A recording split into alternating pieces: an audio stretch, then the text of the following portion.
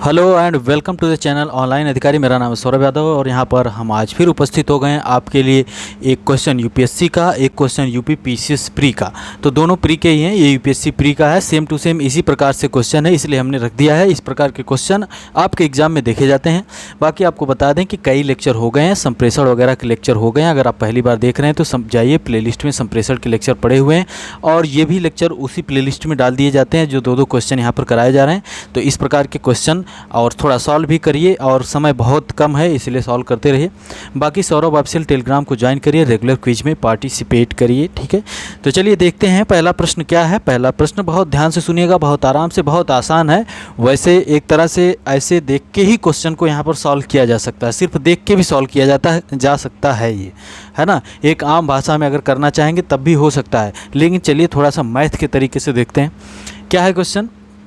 एक अभ्यर्थी ने एक प्रश्न पत्र के 12 प्रश्नों का प्रयास किया, 12 प्रश्नों पर प्रयास किया और उन सभी में पूरे अंक प्राप्त किए। 12 प्रश्न प्रयास करता है और उसमें पूरा अंक प्राप्त करता है, ठीक है। उसने परीक्षा में 60% अंक प्राप्त किए, यानी जब 12 प्रश्नों कर रहा है तो वो कितना 60% अंक प्राप्त कर रहा है, ओके।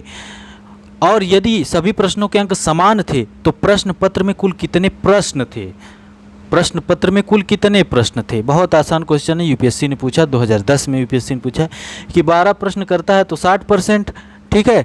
तो कुल कितने प्रश्न थे, कुल कितने प्रश्न थे। अब यही हम कह दें कि यहाँ एक बराबर हो जाएगा 60/12, 60/12, तो 12 25 60, हमें पता चलता है ये 5%, यानी एक प्रश्न बराबर 5%, एक प्रश्न बराबर 5% हो गया। तो इसको, ये 5%, इसको 100% करने के लिए कितने से मल्टीप्लाई करना होगा, कितने से मल्टीप्लाई करना होगा, 5 × 20, इधर भी 20 से कर दीजिए, 1 × 20, यानी 20 प्रश्न जब होगा तभी जाके 100% पूरा प्राप्त होगा, ओके, ठीक है। तो वो जो है कि 12 ही किया है, 12 करता है तो उसको इसीलिए 60% प्राप्त होते हैं। अगर वो 20 क्वेश्चन करता तो उसको पूरे 100% प्राप्त होते। कोई दिक्कत नहीं। फिर से देखते हैं। कह रहा है कि एक अभ्यर्थी ने एक प्रश्न पत्र के 12 प्रश्नों पर प्रयास किया और उन सभी में पूरे अंक प्राप्त किए। उसने परीक्षा में 60% अंक प्राप्त किए, यानी 12 प्रश्न करता है तो उसको 60% प्राप्त हो जाते हैं, ठीक है। तो अब ये कह रहा है कि कुल कितने प्रश्न थे, तो यदि सभी प्रश्नों के अंक समान थे, इसका कोई मतलब नहीं है। तो प्रश्न पत्र में कुल कितने प्रश्न थे वो पूछ रहा है। 12 करता है तो उसको 60% प्राप्त होते हैं, तो 100% कैसे होगा। अब एक प्रश्न बराबर 60/12, ओके, तो 12 25 60, यानी 5%, एक प्रश्न बराबर 5%, ओके। अब इसको 100% करना है तो कितने से मल्टीप्लाई करेंगे, 5 में। 5 में जब हम लोग 20 से मल्टीप्लाई करेंगे तो ये 100 हो जाएगा, और इधर भी वही कर देंगे, 1 × 20, यानी कि 20 बराबर 100 हो रहा है, यानी 20 प्रश्न बराबर 100 मार्क्स, 100%, मतलब मार्क्स नहीं 100%, 20 प्रश्न बराबर 100%, ओके। 20 ही प्रश्न करने थे, अगर पूरे 20 प्रश्न थे उस परीक्षा में, 20 करता हो तो 100% प्राप्त होते। वो उसने 12 किया, इसलिए उसको कितने प्राप्त हुए, 60% अंक प्राप्त हुए। कोई दिक्कत नहीं, यानी 20 यहाँ पर आंसर हो जाएगा। कुल प्रश्न पत्र में प्रश्न कितने थे, 20 थे, कोई दिक्कत नहीं होनी चाहिए, ओके। अगला क्वेश्चन, ये यूपीएससी का क्वेश्चन था। और वैसे भी आम भाषा में अगर आप देखते तो आपके दिमाग में आती चीज़ें कि जब 12 करता है तो 60% है, नॉर्मली ऐसे देखते। यहाँ पर वैल्यू कम रखी गई है, वैल्यू जो है कि कम है आपके लिए। चलिए यहाँ से क्वेश्चन हम लोग बाद में देखेंगे। आपके लिए क्वेश्चन कि एक अभ्यर्थी एक प्रश्न पत्र के 20 प्रश्नों को करता है, 20 प्रश्नों को करता है तब उसको 60% अंक प्राप्त होते हैं, ठीक है।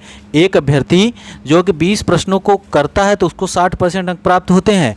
तो कितने क्वेश्चन को करता कि उसको 100% प्राप्त होते, कितने क्वेश्चन को करता कि उसको 100% प्राप्त होते, ओके, ठीक है। तो ये आप लोग कमेंट करिएगा, ये आपका होमवर्क है इस क्वेश्चन के हिसाब से। अब अगला क्वेश्चन देखते हैं, चलिए। एक परीक्षा में एक छात्र को सफल होने के लिए 45% अंक प्राप्त करने होते हैं। एक परीक्षा में सफल होने के लिए 45% अंक प्राप्त करने होते हैं, ओके, 45% अंक प्राप्त करने होते हैं। वह केवल 50 अंक प्राप्त करता है और 4 अंकों से असफल हो जाता है। मतलब 50 ही अंक प्राप्त करता है, 4 अंकों से असफल हो जाता है। 50 प्राप्त करता है, 4 और प्राप्त कर लिया होता तो उसका 54 नंबर हो जाता है, तो 54 बराबर 45%। ठीक है, तो वो पास हो जाता है। यानी 45% बराबर 54, 50 + 4, यही ना। सफल होने के लिए 45% अंक प्राप्त करने होते हैं, लेकिन वह केवल 50 अंक प्राप्त करता है। 4 अंक और प्राप्त करता तो वो 45% प्राप्त कर लेता और पास हो जाता, सफल हो जाता है ना। इस 85 प्राप्त करता है, 4 अंकों से वह असफल हो जाता है। तो अधिकतम अंक कितने, मतलब टोटल अंक कितने, हमें पता चला कि 45% बराबर 54, ये पता चल गया। तो 1% बराबर कितना हो जाएगा, 54/45, 54/45। ओके, तो 100% बराबर कितना हो जाएगा, 100% बराबर 54/45 × 100। ओके, अब इसको 5 से काटिए, 5 9 45 और 5 दूना के 10 यानी 20। ठीक है, फिर से देखते हैं, फिर से आप कंफ्यूज हो जाएंगे इसमें। एक परीक्षा में एक छात्र को सफल होने के लिए 45% अंक प्राप्त करने होते हैं, वह केवल 50 अंक प्राप्त करता है और 4 अंकों से फेल हो जाता है। यानी 45% बराबर 50 + 4, 50 + 4 = 54 हो जाता। यानी 45% बराबर 54, अगर वो 54 अंक प्राप्त करता, 54 अंक प्राप्त करता तो वो पास हो जाता है ना। पूछ रहा है कि अधिकतम अंक कितना है, अधिकतम अंक कितने हैं, टोटल अंक कितने हैं परीक्षा में। तो 45% आपको पता चल गया कि 54 है। ओके, तो 1% बराबर हो जाएगा 54/45। तो 100% आप निकाल दीजिए, 100% बराबर 100 का मल्टीप्लाई कर दीजिए, 54/45 × 100।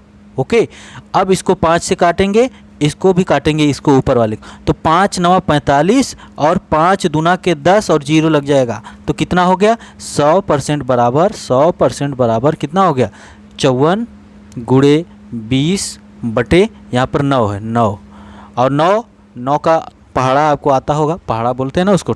तो 9 × 5 = 45, 9 × 6 = 54 ना, 9 × 6 = 54। ओके, तो 100% बराबर हो गया 6 × 20, यानी 100% बराबर 20 दूने 20 छक्का 120। यानी टोटल अंक कितने थे, 120 अंक थे, टोटल अंक 120 थे, यही आंसर अधिकतम अंक पूछ रहा है। 100% बराबर 120। ओके, ठीक है, कोई दिक्कत नहीं होनी चाहिए। इसी प्रकार के क्वेश्चन पूछे जाते हैं, नॉर्मल इधर उधर वैल्यू की जाती है और आप लोग घबरा जाते हैं। ये देखिए यूपी पीसीएस प्री 2018 में पूछा गया। यहाँ पर हमने क्या किया है, 45% प्राप्त करने से पास होने के लिए वह 85 प्राप्त करता है और 4 अंकों से फेल हो जाता है। यानी 50 प्लस और 4 कर देते तो 54 हो जाता है। यानी 45% बराबर 54। 1% बराबर कितना होगा, 54/45। 100% बराबर कितना होगा, 54/45 × 100। 9 × 5 = 45 और 5 से काटेंगे, 9 × 5 = 45 हो गया, 5 9 45 और 5 दूना 10 20। आगे हम बढ़ते हैं तो 100% बराबर 54 × 20/9। ओके, और 9 × 6 = 54। तो 100% बराबर 6 × 20 यानी 120। 100% टोटल अंक कितने हैं, 100% बराबर 120। ओके, ठीक है, कोई दिक्कत नहीं होनी चाहिए, कोई भी समस्या इसमें नहीं होनी चाहिए। दोनों क्वेश्चन एकदम आसान क्वेश्चन है। इसी प्रकार के क्वेश्चन आपके यूपीएससी देखिए इस प्रकार का क्वेश्चन पूछा है, यूपी पीसीएस वैसे ही पूछता है और इसी प्रकार से थोड़ा बहुत वैल्यू इधर उधर कर दी जाती है। और यहीं पर एक क्वेश्चन और इसी टाइप से बनता है जैसे यहाँ पर है, इसी तरह से बनता है कि मतलब एक मतलब चुनाव होता है और जीता हुआ प्रत्याशी इतना % प्राप्त करता है और वह पता नहीं कितने वोट से 100 वोट से हार जाता है, और जो हारा हुआ प्रत्याशी है मतलब वो और 10 वोट और 100 वोट और प्राप्त कर लेता है। इसी प्रकार से घुमा फिरा के क्वेश्चन पूछे जाते हैं, है ना। तो सत्ता वाले में थोड़ा सा प्रैक्टिस कर लीजिएगा और यूपी पीसीएस ने इस प्रकार से क्वेश्चन पूछा है। ओके, तो करिएगा इसको, बहुत आसान दोनों क्वेश्चन थे, बहुत ही आसान थे। इससे आसान आप कुछ नहीं हो सकता, सिर्फ थोड़ा सा आपको दिमाग लगाना, थोड़ा सा पढ़ना था। एग्ज़ाम में यूपी पीसीएस में पेपर जब भी मिले सीसेट का, सीसेट को पहली बात तो हल्के में मत लीजिएगा। हमने देखा है, हमने लोगों का पेपर वो किया है, वो लोग जीएस में अच्छा कराए हैं, जीएस में बहुत बेहतर किए हैं। जीएस में वो लोग जो क्वालिफाई भी किए उनसे भी अच्छा नंबर है, लेकिन वो सीसेट में फेल थे, सीसेट में फेल थे। यूपी पीसीएस ने पिछली बार जो है कि खेला किया था।